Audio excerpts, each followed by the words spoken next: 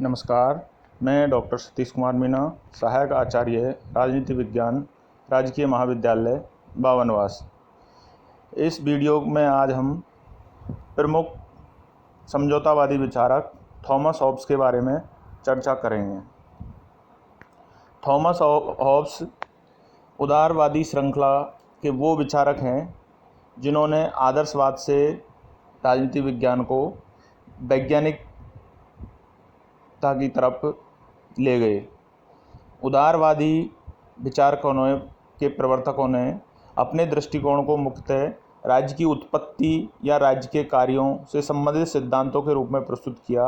राज्य की उत्पत्ति से संबंधित सिद्धांतों में सामाजिक अनुबंध के सिद्धांत का विशेष महत्व है और सामाजिक अनुबंध के प्रमुख विचारकों के रूप में थॉमस हॉब्स, जॉन लॉक और रूसो को जाना जाता है। इन समझौतावादी विचारकों की श्रृंखला में सर्वप्रथम हॉब्स का नाम आता है, जिन्होंने राज्य के बारे में विशेष अध्ययन किया और इनसे पहले के समस्त जो विचारक थे उन्होंने राज्य को साध्य माना और व्यक्ति को साधन माना। इन्होंने इस वैज्ञानिक युग और वैज्ञानिक पद्धतियों के माध्यम से ये साबित किया कि राज्य एक यंत्र है व्यक्ति को सुखी बनाने का, और इसी श्रृंखला में इन्होंने इस नए सिद्धांत प्रतिपादित किए। सामाजिक अनुबंध का सिद्धांत राज्य के प्रति उदारवादी दृष्टिकोण का उपयुक्त उदाहरण प्रस्तुत करता है। वस्तुतः उदारवाद ने राज्य के यांत्रिक सिद्धांत को बढ़ावा दिया है, जिसने आगे चलकर राज्य की उत्पत्ति और कार्यों के संबंध में विस्तृत चिंतन का आविर्भाव हुआ। राज्य के यांत्रिक सिद्धांत राज्य की तुलना यंत्र या मशीन से करता है, जिसे मनुष्य को अपने लाभ और उपयोग के लिए सोच समझकर बनाया है और उसका आविष्कार किया है। यह आधुनिक सिद्धांत जो 17वीं शताब्दी में मशीनी युग में व्यवस्थित रूप से सामने आया, हालांकि इसके कुछ संकेत प्राचीन यूनान और रोमन विचारकों में भी मिलते हैं। नई मशीनों के आविष्कार जैसे पवन चक्की, पंप, छापेखाने, चाबी वाली घड़ी इत्यादि को देखकर पश्चिमी विचारकों को सूझा कि सामाजिक संस्थाएं और राज्य में भी ऐसे उपकरण हैं जिन्होंने मनुष्य ने अपने उपयोगी और लाभ के लिए विशेषतः शांति व्यवस्था और सुरक्षा स्थापित करने के लिए बनाया है। क्योंकि राज्य का आविष्कार मनुष्य ने किया है, अतः राज्य मनुष्य की आवश्यकताओं का पूर्ति का साधन मात्र है। एक मशीन की तरह राज्य का अस्तित्व भी अपने निर्माता के लिए है, वह अपने साध्य नहीं है, वह अपने आप में साध्य नहीं है। राज्य को एक साधन और व्यक्ति को एक साध्य मानने के लिए राज्य के यंत्रीय सिद्धांत ने व्यक्तिवाद को बढ़ावा दिया, जो आगे चलकर उदारवाद के रूप में विकसित हुआ। व्यक्ति और राज्य के क्रमशः साध्य और साधन के रूप में स्थापित करने के लिए यह स्पष्ट करना जरूरी था कि राज्य संस्था स्वयं व्यक्तियों की इच्छा की अभिव्यक्ति है, यही उसकी संपूर्ण शक्ति का आधार है। चिंतन के इस ढंग से सामाजिक अनुबंध या सामाजिक समझौते के सिद्धांत का जन्म हुआ और इसका सारांश यह है कि राज्य की उत्पत्ति स्वयं व्यक्तियों की परस्पर सहमति का परिणाम है, ना कि राज्य कोई ईश्वर के द्वारा बनाई हुई संस्था है। राज्य स्वयं व्यक्तियों ने बनाई है, तो स्वभावतः ये सिद्धांत ये कहता है कि जब व्यक्तियों ने बनाई है तो व्यक्ति के उपयोग के लिए बनाई है, व्यक्ति को ज़्यादा सुखी बनाने के लिए भी बनाई है। दूसरे शब्दों में राज्य का निर्माण सब मनुष्यों ने मिलकर अपने हित साधने के उद्देश्य से किया है।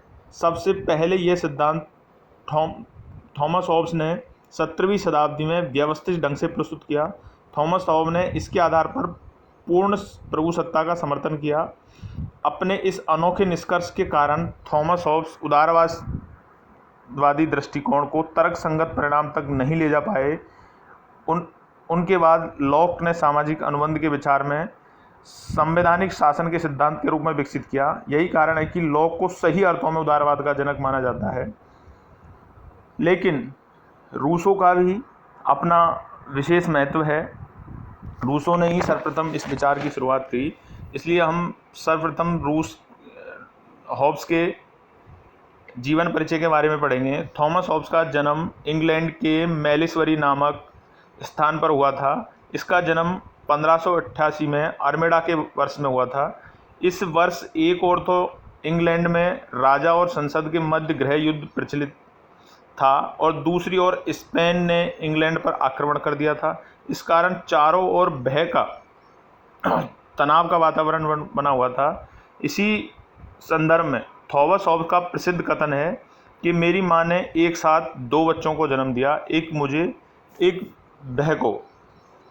हॉब्स के ने अपने समकालीन इंग्लैंड में गृह युद्ध का प्रकोप देखा, जहां जेम्स प्रथम राज्यकाल में 1566 और 1625 में ही राजमुकुट और संसद के परमाधिकारों का विशेषाधिकारों के प्रश्न पर निरंतर प्रश्न चल रहा था। चार्ल्स प्रथम ने के राज्यकाल में सम्राट ने देवी अधिकारों के विरुद्ध संसद ने यह दावा रखा था कि मंत्रियों की नियुक्ति और विदेशी और धार्मिक मामलों के प्रबंध तथा कराधान के नियंत्रण में उसकी सलाह ली जानी चाहिए। चार्ल्स प्रथम ने यह बात नहीं मानी, वो सलाह नहीं लेना चाहता था संसद की, संसद को भंग कर दी और इस तरह उन्होंने 11 वर्ष तक संसद के बिना ही शासन चलाया। फिर उसने जो संसद बुलाई उसे दीर्घकालीन संसद या लॉन्ग पार्लियामेंट कहा जाता है। इसने सर्वसम्मति से राजतंत्र की उन शक्तियों को वंचित करने की ठान ली जिन्होंने गैर संसदीय सरकार को संभव बनाया। इधर 1642 में चार्ल्स प्रथम ने उन 5 सदस्यों को बंदी बनाने का प्रयास किया जो उसके प्रखर आलोचक थे। इसके परिणाम स्वरूप सम्राट के समर्थकों और संसद के समर्थकों के बीच युद्ध छिड़ गया, जिसे इंग्लैंड में गृह युद्ध कहा जाता है। लॉन्ग पार्लियामेंट ने 1649 में चार्ल्स प्रथम को प्राणदंड के आदेश दिए, परंतु 1653 में ओलिवर क्रॉमवेल ने इस पार्लियामेंट का अंत कर लिया। चार्ल्स द्वितीय को देश निकाला दे दिया गया और कॉमन सभा के सदस्यों ने कॉमनवेल्थ या प्रजातंत्र स्थापित किया, राजतंत्र एवं लॉर्ड सभा को समाप्त कर दिया।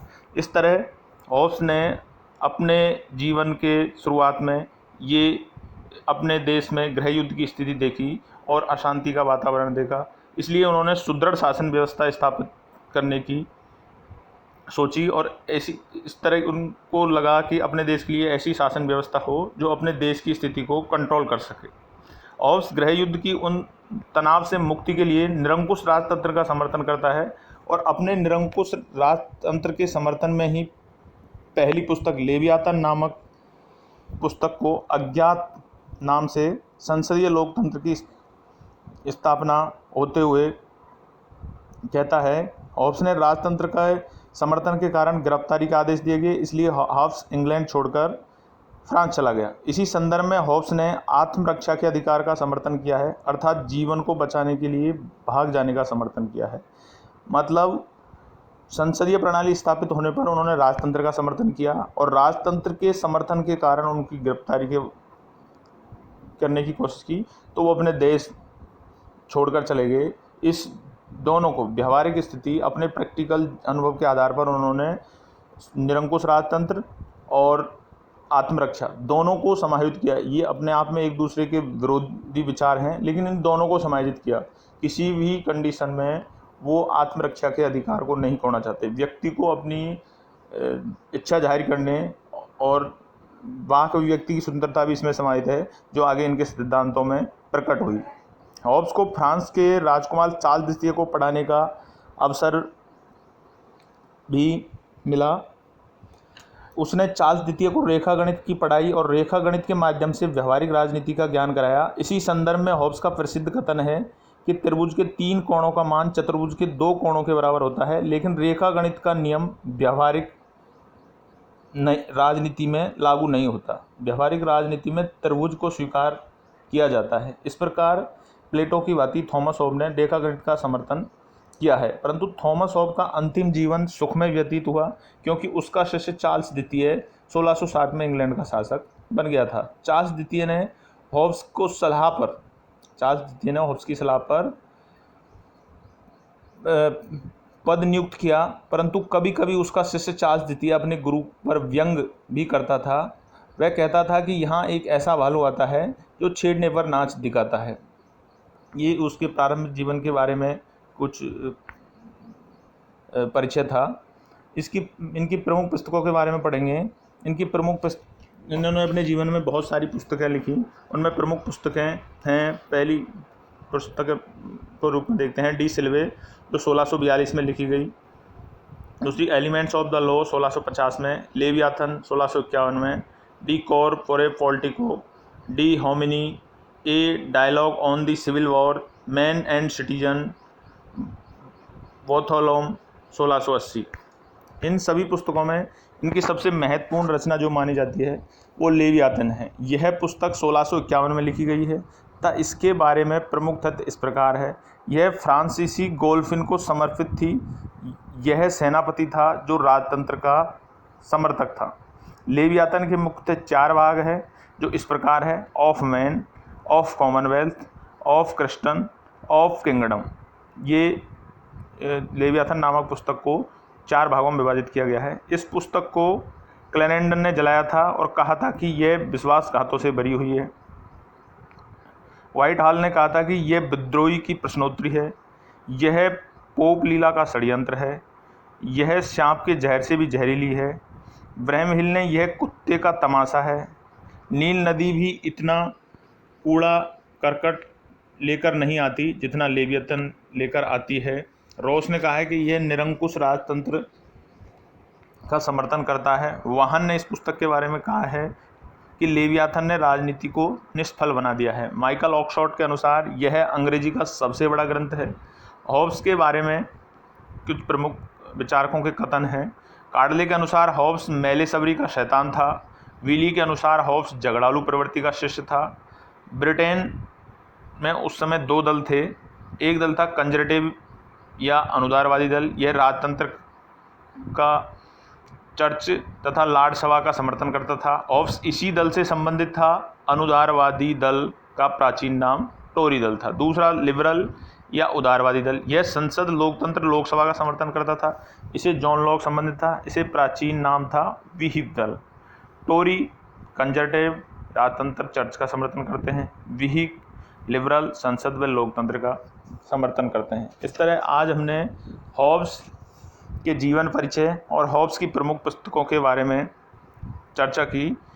अगले वीडियो में हम हॉब्स के प्रमुख विचारकों के बारे में, प्रमुख विचार क्या क्या थे, इनके बारे में विस्तार से पढ़ेंगे। धन्यवाद।